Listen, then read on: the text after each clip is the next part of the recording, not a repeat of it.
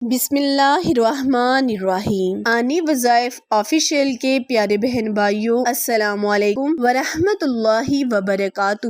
آج میں اپنے چینل قرآنی وظائف آفیشیل میں آپ کے ساتھ ایک ایسا وظیفہ، ایک ایسی معلومات، ایک ایسا ذکر شیئر کرنے جا رہی ہوں جس کو سن کر آپ خود حیران ہو جائیں گے، کیونکہ یہ ذکر، یہ فرمان حضرت علی رضی اللہ عنہ کا ہے۔ تو پیارے بہن بھائیوں، حضرت علی رضی اللہ عنہ سے کسی عورت نے پوچھا کہ دنیا میں جڑوے بچے کیسے پیدا ہوتے ہیں اور کیوں پیدا ہوتے ہیں، یعنی کہ کسی عورت کے ہاں جڑووں بچوں کا پیدا ہونا کس وجوہات کی بنا ہے۔ اگر عورت طاقتور اور مضبوط ہو، ایسی عورت کے ہاں جڑوا بچے پیدا ہوتے ہیں، یا پھر کچھ لوگ کہتے ہیں اگر مرد مضبوط اور طاقتور ہو تو اس مرد کے گھر میں جڑوا بچے پیدا ہوتے ہیں۔ آج اس ویڈیو میں ہم آپ کو حضرت علی رضی اللہ عنہ کے حوالے سے اسی بات کے بارے میں بتانے والے ہیں، کسی عورت کے ہاں جڑوا بچے کب اور کیوں پیدا ہوتے ہیں، اور اس کے ساتھ ساتھ کچھ سائنسی وجوہات سے بھی یہ جانیں گے کسی عورت کے ہاں جڑوے بچے کیوں پیدا ہوتے ہیں۔ تو پیارے بہن بھائیوں، اولاد اللہ تعالیٰ کی بے شمار نعمتوں میں سے ایک عظیم نعمت ہے، اور اگر کسی گھر جڑوا بچوں کی پیدائش ہو جائے تو اس انسان خوشی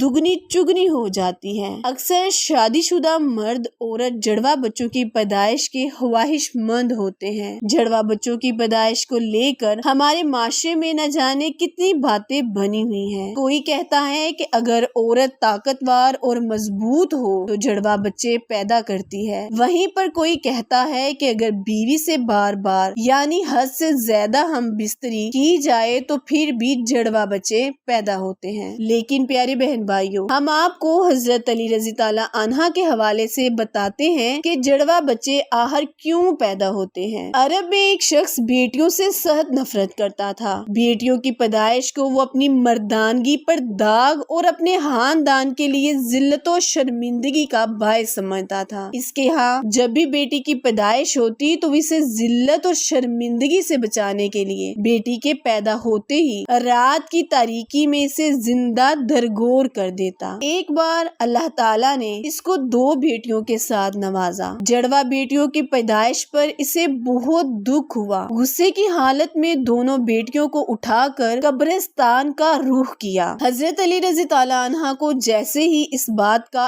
علم ہوا، آپ نے قبرستان کا رخ کیا اور شخص کے پاس پہنچ گیا۔ فرمایا، اے بدبخت انسان، کیا تجھے رسول خدا کا یہ فرمان معلوم نہیں کہ بیٹیاں اللہ کی رحمت ہوتی ہیں؟ تمہارے گھر اللہ کی 2 رحمتیں نازل ہوئی ہیں۔ پھر فرمایا، اے شخص، یاد رکھنا، اللہ تعالیٰ ہر کسی کے گھر میں جڑوا بچوں کی پیدائش نہیں فرماتا، اور اللہ تعالیٰ ہر کسی کو بیٹی بھی عطا نہیں فرماتا، بلکہ اللہ تعالیٰ جس شخص پر راضی ہوتا ہے صرف اسی کو بیٹی جیسی رحمت اور جڑوا بچے عطا فرماتا ہے۔ اللہ تعالیٰ جس شخص کو جنت میں داخل کرنا چاہتا ہے صرف اسی شخص کے گھر میں 2 بیٹیاں ایک ساتھ پیدا فرماتا ہے، اور اللہ تعالیٰ جس شخص کی آخرت نیک مقصود ہو اس گھر میں بیٹیوں جیسی رحمت نازل فرماتا ہے۔ پیارے بہن بھائیوں، رسول اللہ صلی اللہ علیہ وآلہ وسلم کو یہ فرماتے سنا ہے، جس انسان نے اپنی بیٹیوں کی اچھی پرورش کی اور ان کی شادیاں کی تو اللہ تعالیٰ ایسے انسان پر جنت کو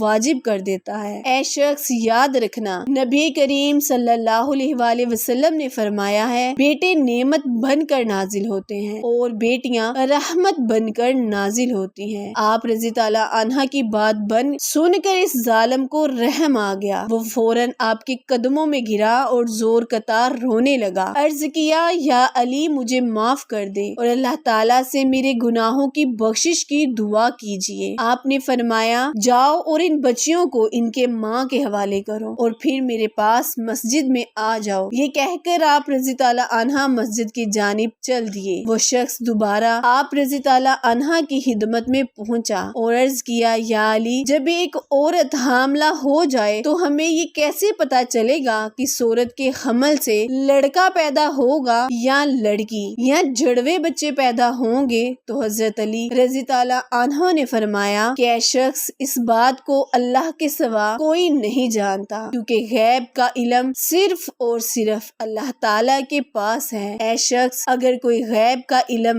دعویٰ کرے تو وہ جھوٹا اور مشرک ہے اور اس کا ٹھکانہ جہنم ہے۔ بس یہ ایک نشانی تمہیں بتانے لگا ہوں۔ اس عورت کے ہاں لڑکا پیدا ہوگا یا لڑکی، جڑواں بچے پیدا ہوں گے۔ اے شخص، یاد رکھنا، جب کوئی مرد اپنی عورت کے قریب جائے اور اس سے ہم بستری کرنے لگے تو وہ دیکھ لے، اگر مرد کی منی۔ تو یہ تھی پیارے بہن بھائیوں جڑواں بچوں کی حقیقت، کہ جس طرح جڑواں بچے کس گھر میں اور کس عورت کے گھر پیدا ہوتے ہیں، یہ اللہ تعالیٰ کے علاوہ کوئی بھی بات کو نہیں جان سکتا۔ پھر ملیں گے کسی اچھی اہم معلومات کے ساتھ، کسی اچھے وظیفے کے ساتھ۔ تب تک کے لیے اجازت دیں، اللہ نگہبان۔